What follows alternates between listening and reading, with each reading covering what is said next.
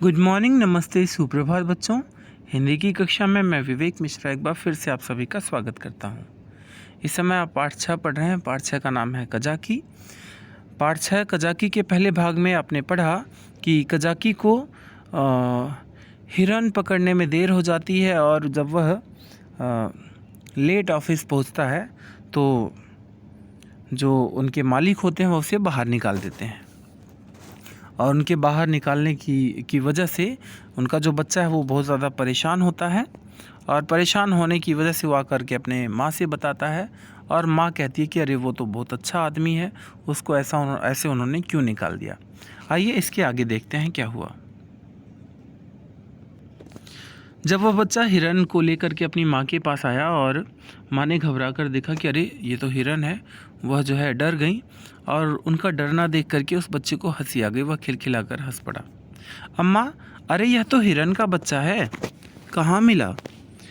मैंने हिरन के बच्चे का सारा इतिहास और उसका भीषण परिणाम आदि से अंत तक कह सुनाया।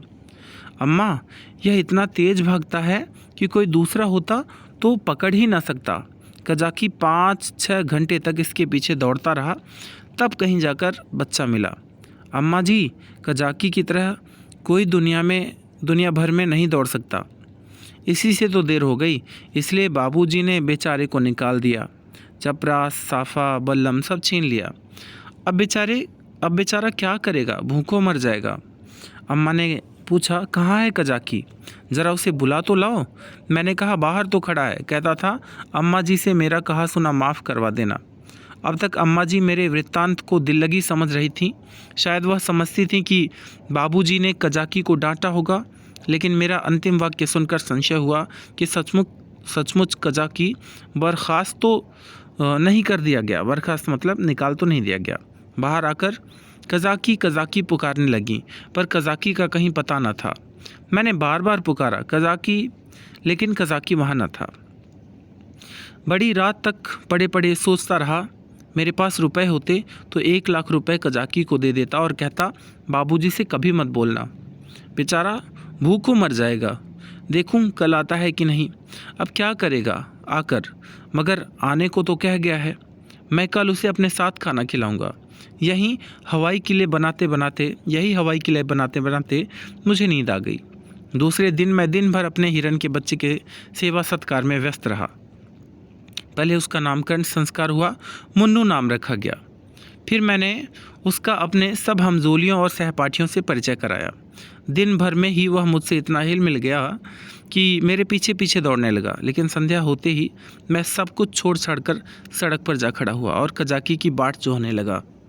जानता था कि कजाकी निकाल दिया गया है, अब उसे यहाँ आने की कोई ज़रूरत नहीं रही। फिर न जाने मुझे क्यों यह आशा हो रही थी कि वह आ रहा है। एकाएक मुझे ख्याल आया कि कजाकी भूखों मर रहा होगा। मैं तुरंत घर आया। अम्मा दिया बत्ती कर रही थी। मैंने चुपके से एक टोकरी में आटा निकाला। आटा हाथों में लपेटे टोकरी से गिरते आटे की एक लकीर बनाता हुआ भागा। जाकर सड़क पर खड़ा हुआ ही था कि कजाकी सामने से आता हुआ दिखलाई दिया। मैं दौड़कर उसकी कमर से चिपट गया और विस्मित होकर बोला, तुम्हें चपरास और बल्लम कहाँ से मिली कजाकी? कजाकी ने मुझे उठाकर कंधे पर बैठालते हुए कहा, वह चपरास किस काम की थी भैया? वह तो गुलामी की चपरास थी। पहले सरकार का नौकर था, अब तुम्हारा नौकर हूँ। यह कहते कहते उसकी निगाह टोकरी पर पड़ी जो वहीं रखी थी। बोला, यह आटा कैसा है भैया? मैंने सकुचाते हुए कहा, तुम्हारे ही लिए तो लाया हूँ। तुम भूखे होगे, आज क्या खाया होगा? कजाकी की आंखों में तो मैं न देख सका, उसके कंधे पर बैठा हुआ था। हाँ, उसकी आवाज़ से मालूम हुआ कि उसका गला भर आया है। बोला, भैया क्या रूखी ही रोटियां खाऊंगा? दाल नमक घी तो कुछ दाल नमक घी नहीं है। उसने कहा कि दाल नमक घी आदि ये सब तो कुछ नहीं है, तो क्या सूखी रोटियां खाऊंगा, रूखी रोटियां खाऊंगा? मैं अपनी भूल पर लज्जित हुआ। एकाएक मुझे बात याद आई। मैंने अपनी किताबों के पन्नों में कई आने पैसे छोड़ रखे थे। मुझे पैसे जमा करके रखने में बड़ा आनंद आता था। मालूम नहीं अब वह आदत क्यों बदल गई। वह भी वही हालत होगी तो शायद इतना तंगहाल ना रहता। बाबूजी मुझे प्यार तो कभी ना करते थे, पर पैसे खूब देते थे। शायद अपने काम में व्यस्त रहने के कारण मुझसे पिंड छुड़ाने के लिए इसी नुस्खे को सबसे आसान समझते थे। अम्मा मुझे प्यार तो बहुत करती थीं, पर पैसे का नाम सुनते ही उनकी त्योरियां बदल जाती थीं। मैंने सोचा, दाल, नमक और घी के लिए क्या उतने पैसे काफ़ी न होंगे? मेरी तो मुट्ठी में भी नहीं आते। यह निश्चय करके मैंने कहा, अच्छा मुझे उतार दो। मैं नीचे उतरा और दौड़कर सारी पूंजी उठा लाया। कजाकी को रोज़ बुलाने के लिए उस वक्त मेरे पास कोहिनूर हीरा भी होता तो उसको भेंट करने में मुझे पशुपेश न होता। कजाकी ने विस्मित होकर पूछा, ये पैसे कहाँ पाए भैया? मैंने गर्व से कहा, मेरे ही तो हैं कजाकी। तुम्हारी अम्मा जी तुमको मारेंगी। कहा, कजाकी तुम्हारी अम्मा जी तुमको मारेंगी, कहेंगी कजाकी ने फुसलाकर मंगवा लिए होंगे। मैं भूखों नहीं मरता, मेरे 2 हाथ हैं, मैं भला भूखों मर सकता हूँ। मैंने बहुत कहा कि पैसे मेरे हैं, लेकिन कजाकी ने न लिए। वह मुझे घर पहुँचाकर चला गया। मेरे द्वार पर आटे की टोकरी भी रख दी। मैंने घर में कदम रखा ही था कि अम्मा जी ने डांट कर कहा, क्यों रे चोर, तू आटा कहाँ ले गया था? अब चोरी करना सीखता है? बता किसको आटा दे आया, नहीं तो तेरी खाल उधेड़ कर रख दूंगी। मेरी नानी मर गई। अम्मा क्रोध में सिंघनी हो जाती हैं। सिर फुलाकर बोला, किसी को तो नहीं दिया? अम्मा, तूने आटा नहीं निकाला? अम्मा ने कहा, तूने आटा नहीं निकाला? देख कितना आटा सारे आंगन में बिखरा पड़ा है। मैं चुपचाप खड़ा रहा। सहसा कजाकी ने पुकारा, बहू जी, आटा द्वार पर रखा हुआ है, भैया मुझे देने के लिए थे, भैया मुझे देने को ले गए थे। यह सुनते ही अम्मा द्वार की ओर चली गईं। कजाकी से वह पर्दा न करती थीं। उन्होंने कजाकी से कोई बात की या नहीं, यह तो मैं नहीं जानता, लेकिन अम्मा जी खाली टोकरी लिए हुए घर में आईं। फिर कोठरी में जाकर संदूक से कुछ निकाला और द्वार की ओर गई। मैंने देखा कि उनकी मुट्ठी बंद थी। अब मुझसे वहाँ खड़े न रह गया। अम्मा जी के पीछे पीछे मैं भी गया। अम्मा ने द्वार पर कई बार पुकारा, मगर कजाकी चला गया था। मैंने बड़ी अधीरता से कहा, मैं जाकर खोज लाऊं अम्मा जी? अम्मा जी ने किवाड़ बंद करते हुए कहा, तुम अंधेरे में कहाँ जाओगे? अभी तो यहीं खड़ा था। मैंने कहा कि यहीं रहना, मैं आती हूँ। तब तक न जाने कहाँ खिसक गया। बड़ा संकोची है, आटा तो लेता ही न था। मैंने ज़बरदस्ती उसके अंगोछे में बांध दिया। मुझे तो बेचारी पर बड़ी दया आती है। दूसरे दिन मैं दिन भर मुन्नू के साथ खेलता रहा। मुन्नू मतलब वो जो छोटा हिरन का बच्चा था। दिए जल गए, रास्ते में सन्नाटा छा गया, पर कजाकी ना आया। मैं रोता हुआ घर आया। अम्मा ने पूछा, रोते क्यों हो बेटा, क्या कजाकी नहीं आया? मैं और ज़ोर से रोने लगा। अम्मा जी ने मुझे छाती से लगा लिया। मुझे ऐसा मालूम हुआ कि उनका भी गला भर आया। जी हाँ, भर आया हो। उन्होंने कहा, बेटा चुप हो जाओ, मैं कल किसी हरकारे को भेजकर कजाकी को बुलवाऊंगी। माँ ने सवेरे ही एक हरकारे को भेज दिया था। 10 बजे जब मैं मुन्नू को लिए घर आया तो मालूम हुआ कि कजाकी अपने घर पर नहीं मिला। वह रात को भी घर न गया था। उसकी स्त्री रो रही थी कि न जाने कहाँ चले गए। उसे भय था कि वह कहीं भाग गया है। बालकों का हृदय कितना कोमल होता है, इसका अनुमान दूसरा नहीं कर सकता। मेरी आंखें कजाकी को ढूंढ रही थीं। वह कहाँ चला गया? कहीं भाग तो नहीं गया? तीसरे पहर को मैं खोया हुआ सड़क पर खड़ा था। सहसा मैंने कजाकी को एक गली में देखा। हाँ, वह कजाकी ही था। मैं उसकी ओर चिल्लाता हुआ दौड़ा, पर गली में उसका पता न था। न जाने किधर गायब हो गया। इसके बाद 2-3 दिन तक कजाकी न दिखलाई दिया। मैं भी अब उसे कुछ भूलने लगा। दोपहर का समय था, बाबूजी खाना खा रहे थे। मैं मुन्नू के पैरों में पैजनियाँ बांध रहा था। एक औरत घूंघट निकाले हुई आई और आंगन में खड़ी हो गई। उसके कपड़े फटे हुए और मैले थे, पर गोरी सुंदर स्त्री थी।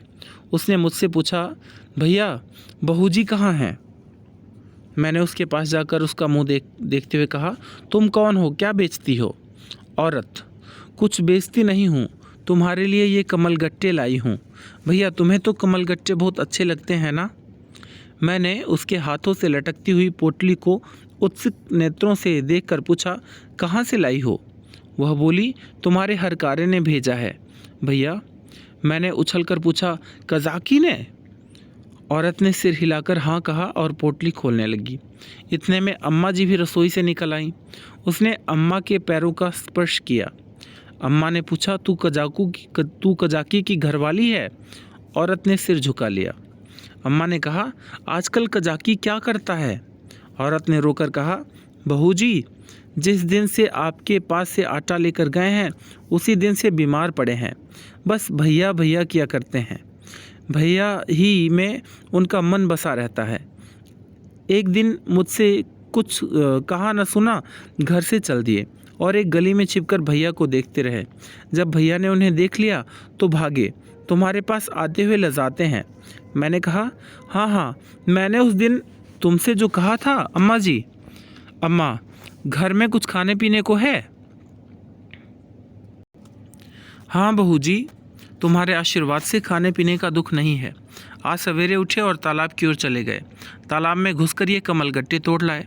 तब मुझसे कहा, ले जा भैया को दे आ, उन्हें कमलगट्टे बहुत अच्छे लगते हैं। कुशल छेम पूछती आना।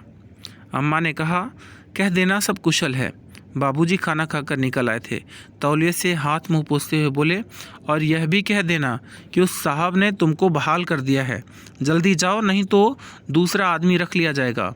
औरत ने अपना कपड़ा उठाया और चली गई। अम्मा ने बहुत पुकारा पर वह न रुकी। शायद अम्मा जी उसे सीधा देना चाहती थी। सीधा मतलब खाने पीने का जो सामान होता है।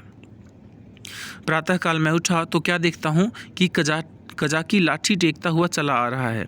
वह बहुत दुबला हो गया था, मालूम होता था बूढ़ा हो गया है। मैं उसकी ओर दौड़ा और उसकी कमर से चिपट गया। मैं उस वक्त फूलाना समाता था और शायद कजाकी मुझसे भी ज़्यादा खुश था। बाबूजी ने कहा, कजाकी तुम बहाल हो गए, अब कभी देर न करना। कजाकी रोता हुआ पिताजी के पैरों पर गिर पड़ा। मगर शायद मेरे भाग्य में दोनों सुख भोगना न लिखा था। मुन्नू मिला तो कजाकी छूटा, कजाकी आया तो मुन्नू हाथ से गया, और ऐसा गया कि आज तक उसके जाने का दुख है। मुन्नू मेरी ही थाली में खाता था। जब तक मैं खाने को न बैठूं वह भी कुछ न खाता था। सफाई तो उसे इतनी पसंद थी कि मल मूत्र त्याग करने के लिए घर से बाहर मैदान में निकल जाता था। कुत्तों से उसे चिढ़ थी, कुत्तों को घर में न घुसने देता। एक दिन एक बड़ा सा झबरा कुत्ता आंगन में दिखाई दिया। मुन्नू उसे देखते ही दौड़ा। वह कुत्ता उसके लिए यमराज का दूत था। मुन्नू को उसे घर से निकाल कर भी संतोष न हुआ। उसके पीछे दौड़ता हुआ आंगन में जा पहुंचा। मैदान में आते ही झबरे ने मुन्नू की गर्दन दबा दी। बेचारे मुन्नू की मुंह से आवाज़ तक न निकली। जब पड़ोसियों ने शोर मचाया तो मैं दौड़ा, देखा तो मुन्नू मरा पड़ा है और झबरे का भी पता नहीं, और झबरे का कहीं पता नहीं। मुंशी प्रेमचंद। जी हाँ, तो मुंशी प्रेमचंद की एक बड़ी ही अच्छी रचना यहाँ पर पढ़ी आपने, और नाम था कजाकी। आशा करता हूँ कि यह पाठ आपको बहुत अच्छी तरह से समझ में आ गया होगा। धन्यवाद। आपका दिन शुभ और मंगलमय हो।